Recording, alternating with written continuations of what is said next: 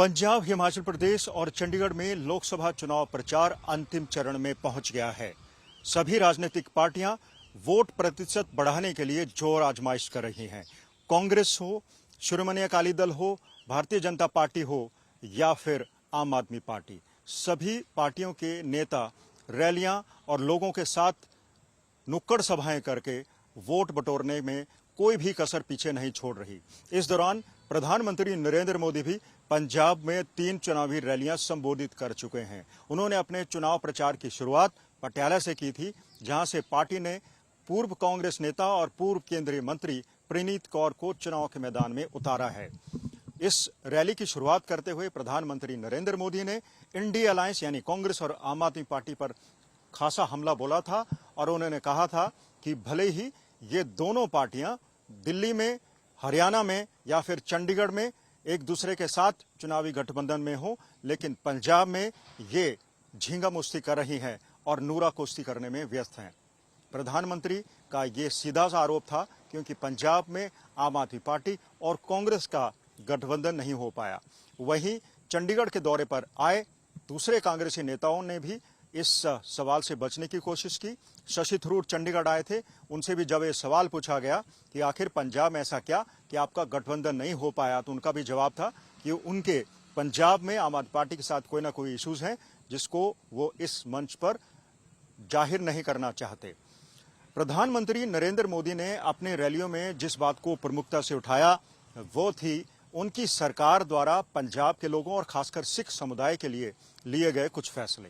इन फैसलों में उन्होंने प्रमुखता से उठाया कि किस तरह से करतारपुर कॉरिडोर बनाने में सरकार ने एक तरफ जहां सिख समुदाय के करीब आने की कोशिश की, उनको कॉरिडोर बनाकर दर्शन करने में मदद की, वहीं उन्होंने हरमंदिर साहिब में जो भी लंगर रोज लगता है उस पर न केवल जीएसटी हटाया बल्कि एफसीआरए की सुविधा भी दी, ताकि देश विदेश में बैठे श्रद्धालु कहीं से भी अपना अनुदान दे सकें।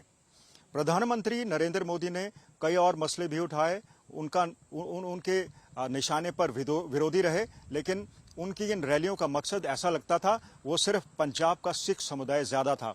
उन्होंने जिक्र किया कि किस तरह से उन्होंने गुजरात में भी श्री गुरु नानक देव जी के एक पुराने गुरुद्वारा साहिब का पुनर्निर्माण किया और उसके अलावा उन्होंने 14 नवंबर को जहां बाल दिवस मनाया जाता था उसका उन्होंने सिख शहजादों के नाम पर वीर बाल दिवस रखा। तो इस तरह से प्रधानमंत्री ने अपनी सभी रैलियों में इन बातों को प्रमुखता से उठाया और पटियाला में ही उन्होंने हैरानी भी व्यक्त की थी कि बहुत सारे पंजाब के लोगों को ये मालूम ही नहीं है कि उनकी सरकार ने क्या क्या इनिशिएटिव्स लिए हैं।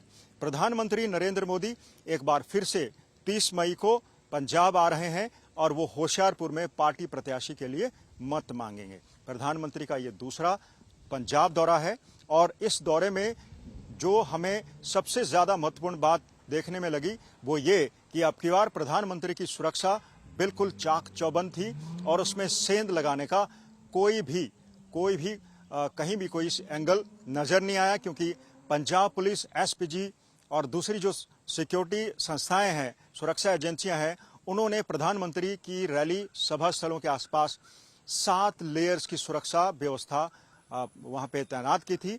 और यही कारण था कि किसान नेताओं ने जो धमकी दी थी कि वो प्रधानमंत्री की रैलियों का विरोध करेंगे, वो इन रैली समारोह स्थलों के आसपास भी नहीं फटकने पाए। तो प्रधानमंत्री की सुरक्षा व्यवस्था काफी कड़ी थी और आपको बता दें कि शायद इस सुरक्षा व्यवस्था को और ज्यादा कड़ा करने के लिए 5 जनवरी 2022 में फिरोजपुर में जो घटना घटी थी, जो प्रधानमंत्री की सुरक्षा में सेंध लगाई गई थी, उससे एक सबक लिया गया, क्योंकि पंजाब पुलिस के 7 अधिकारी और कर्मचारी इस असुरक्षा में लापरवाही बरतने के लिए नप गए थे। उनके खिलाफ कार्रवाई की गई और उनको सस्पेंड किया गया था। यही कारण था कि पंजाब पुलिस ने अब की बार प्रधानमंत्री की रैलियों में जरा भी लापरवाही नहीं बरती और सभी रैलियां अच्छे से हो गई। और अब ये देखा जा रहा है कि प्रधानमंत्री रैलियों का जो प्रभाव है किस तरह से मतदाताओं पर पड़ेगा।